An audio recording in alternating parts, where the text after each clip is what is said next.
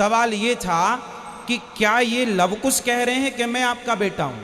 अब कोई भी यहां बालक खड़ा होके कह दे कि मैं आपका बेटा हूं, तो भाई उसकी अपनी पत्नी से ना पूछा जाएगा। तो राम जी ने सीता से पूछा कि क्या ये मेरे पुत्र हैं? तो वहां सीता माँ ने कहा, हाँ रघुनंदन, ये मेरे पुत्र हैं।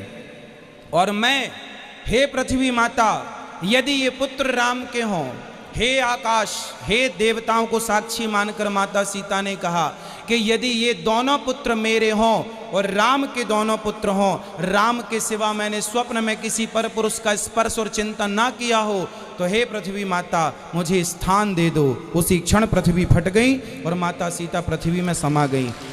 उस समय राम जी यदि लवकुश को स्वीकार कर लेते और सीता माँ से ना पूछते, तो आज सवाल खड़ा होता कि आपके पुत्र हैं, इसका प्रमाण क्या था?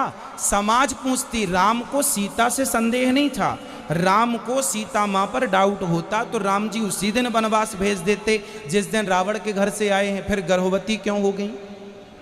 इसका मतलब ये हुआ कि सीता माँ पर राम जी को कोई संदेह नहीं था, लवकुश पर भी डाउट नहीं था, पर एक बार पूछना जरूरी था। समाज को संदेह था तो समाज के संदेह को क्लियर किया। जी, इतनी सी बात पे क्या माता सीता अपनी माता को बुला करके वापस चली जाएंगी? क्योंकि वो लीला पूरी हो रही थी। आप समझो, राम जी आए थे अपनी लीला